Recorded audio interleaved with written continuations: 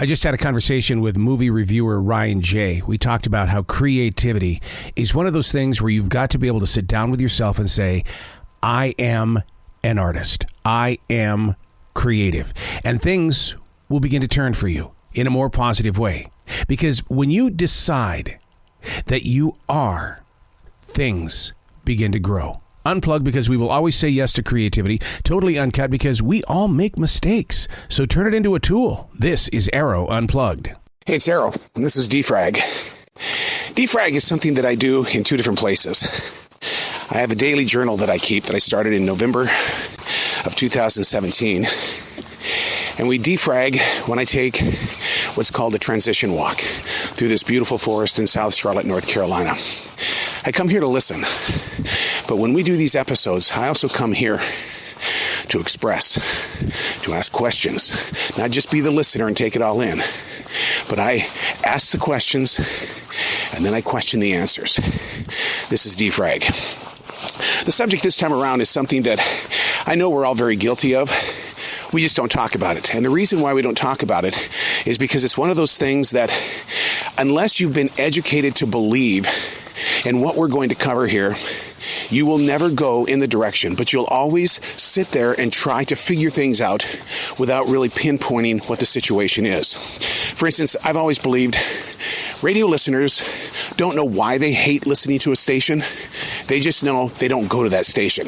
They've never been trained as to why something is bothering them.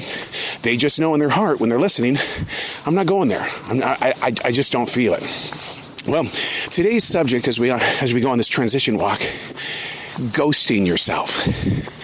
Ghosting yourself. Have you ever heard of that term ghost? Ghost is when you've got somebody in social media that you've talked to for a long period of time, and suddenly you don't talk to them anymore. You've disconnected. It's, maybe every now and then you might check in, but you don't really have a conversation with them. You don't sit there and like something. You don't do anything. You just kind of move on. The Banshees movie, which is up for an Academy Award, several of them this year, is kind of a ghosting movie, except in face-to-face form, because the gentleman in Banshees looks at his friend of many, many, many years, and he basically says, I don't like you anymore. Now, I've been there. Don't tell me you haven't been there. We've all been there, where you're with somebody and you're wondering, okay, what's going on here? I've invested, and we've invested a lot of time in this relationship, and nothing's changed. It's the same conversations, the same emotions, the same every day. And you end up ghosting them. Now in Banshees, he ghosts this guy in person, and you get to see his physical emotions, whereas if you ghost somebody on social media, Facebook, Instagram, Twitter, you don't really get to see what the other person is going through. But I'm going to be very honest with you. I know what I have felt like when people aren't talking to me anymore, because it's like, okay, why? You don't even accept my phone calls anymore. I know, but I've been really super busy. On this defrag, it came to me earlier this week. Can we ghost ourselves? Do we have the full mental capability of turning our backs on ourselves? I had to do some research, because research is what I love to do. Being a 43-year veteran in radio, I call it show prep. I had to show prep. And the reason why is because I'm going to ghost my ass if this doesn't come out right. But the answer is yes, you can ghost yourself. And it's one of those things where, especially writers, singer-songwriters, book authors, poets, people who publish their stuff in newspaper magazines, even sports magazines, what happens is that your first draft is okay. Your second draft, didn't go that way. Your third draft is getting tougher. By the time you get to a fourth draft or a fifth draft, you've given up on the project. That's a form of ghosting yourself, where you're basically saying to yourself, no, I'm moving on. Now, I can relate with that in a huge way, because I used to have this burning desire and passion to put art on a canvas. I was one of those starving artists. I loved paint. I loved the smell of it. I loved putting my fingers in it. I loved talking to the other artists that were in galleries. And then I finally started doing shows, some very successful shows. Had a great time until I had a really bad show in New Orleans. I knew going into the show that my feelings were not good. And I've always said it's only because I knew what the future was because I've lived this life before. It was a bad show. A lot of bad words were shared on both sides. And I stopped. And the reason why I stopped painting, that burning desire, that basically inspired my very first book, One Man's 1,021 Thoughts. The reason why I stopped was, if I'm not going to do galleries, why am I doing canvases? Why am I going to sit here and collect a bunch of canvases that I'm never going to hang on the wall? I don't have the room for that. So I ghosted it. The artist. And the artist has sat there very patiently and tried to figure out newer ways to come forward. Now, in today's modern day technology, thank God for my wife, she's got me this little drawing board that hooks up to the computer. It's not paint, I can't smell it. I don't have the texture of the page or the canvas in front of me, but I'm still able to draw. And I just kicked this on just at Christmas 2022. But I haven't gotten back to it because I had that little block. I ghosted that person, that artist. And so when that artist came out that one particular day, sure, I defragged about it, but there was a major side of me that was living in a memory. So when I say that you can ghost yourself creatively, it happens all the time. Now the question this time around on defrag is, what else are you doing in your life where you are ghosting yourself? The more and more I dug into this, my imagination and my heart kept saying, oh, this is procrastination. This is what people call procrastination, setting things aside or not starting a certain project. When in fact, it is a physical act of ghosting. Another form of ghosting is if you're trying to build a relationship up with a person. Let's say that you're a single person or maybe a divorcee, a widow, and you're trying to build a relationship. And you keep that person at a distance. And because you're trying to protect your heart. Dig into that picture a little bit more. Protecting your heart? Or are you ghosting yourself from feeling the real emotion of love, togetherness, acceptance, a little bit of laughter, sharing dinner together?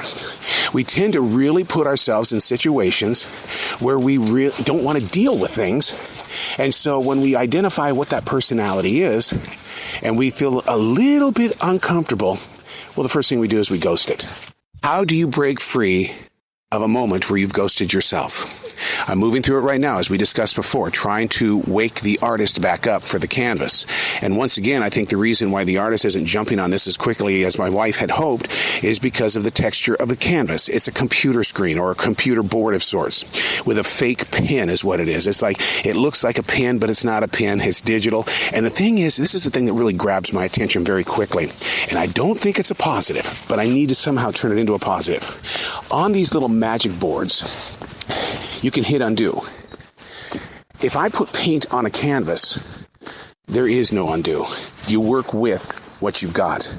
And so I think that's playing a game on my head, and I think that's one of the reasons why I continue to ghost myself in a way of not making room for the artist. But this is not about me, this is about you. What are you doing in your life that you might begin to think, oh my God, I'm ghosting myself. I have turned that person completely off, and I don't know why. Or maybe you do know why, and you don't want to share why. I've got a very good friend. His name is Bill. And I like to talk with people. I interview famous people, all kinds of people every day. If you're going to hang out with me, I don't care if you're a friend or a foe, I am going to ask questions because that's just what I do. Can I turn it off and protect the friendship? I guess that would be a choice. But you know what I was when you picked me up. If I'm not asking questions, you're going to think that I'm not interested in the conversation or the relationship. But with Bill, I asked him a couple of questions, and it touched an area that tore open a wound. And he looked at me and he goes, no, we're not going there. I will never talk about that subject. And yet, Bill is the guy that I made a promise to. And the promise was that he was going to be the one interviewer that was going to get my true story, that was going to go into the dark caverns and hear the reason why that particular part of my personality took shape and why it became an escaping tool. But he won't let me talk to him in the way that he wants to talk with me. So in a way, we have ghosted each other to help put ourselves in a situation of safety. So now, back to you. Ghosting yourself. So now we've talked about safety. One of the reasons why you could be ghosting yourself. You don't feel safe or secure in the area when you do the things that you're doing. What would happen if you change that? Changing means awareness. Awareness means personal growth, which takes us right back to changing. And a lot of people don't want to move through changes because they're pretty much secure with where they are. But if you're like my sister, you sit in a chair all day and bitch about your life. Well, change it. And then you find more reasons to bitch about your life. My sister is a full blown out ghosted person. She has ghosted herself and tried to put herself in positions where she doesn't have to think about who she is as a real human being. And so I've dealt with this many times in my life to where people around me, you can physically see them ghost themselves. And even though you want to bring them back out, like me trying to bring back the artist on the canvas, they refuse. And it causes a bump in the relationship. Suddenly, you're not talking to each other. And when people ask, so, how's your sister? I don't know. That's what happens when you start ghosting yourself. Not only do you ghost yourself and quit thinking about your own personal emotions, you don't think about others and how they might have feelings for you. Ghosting yourself is a very serious issue, and it might be one where you have to seek professional help to make your way through that storm. But once again, you have to identify what you're ghosting. And once you do, ask yourself the questions and then question the answers. I write every day in a journal. I've been doing that since July of 1994. The Defrag Journal started in November of 2017. It took me that long, that many years to say, hey, you're not asking the questions and you're not questioning the answers. So now my challenge is on to you. Defrag. Find out what part of your personality that you have ghosted. And try to have a cool moment where you reach out and touch each other and see if you can get along. I'm always in touch with my multiple personalities. And really, are they personalities, or as we talked about it in the past, labels? I'm always in touch with my labels. If I'm writing poetry, well, he must be the poet. But he doesn't write books, so therefore he must not be the author. Oh, but he's not doing podcasting, so he must not be the podcaster. Everything I am, everything that I do is a label.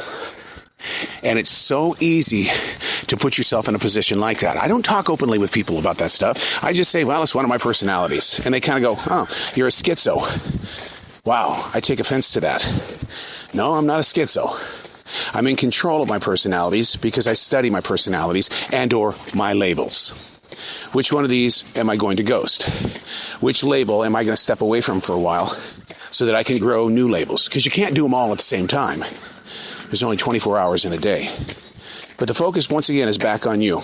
You might have different personalities. The person that wakes up in the morning versus the person that has lunch with a friend versus the person that has to take the kids to some soccer game. Every one of those is a label. And when you think about your labels, it all feeds through one little tube.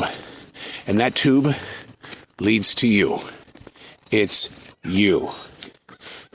This forest is so noisy today. Can you hear them? I love it.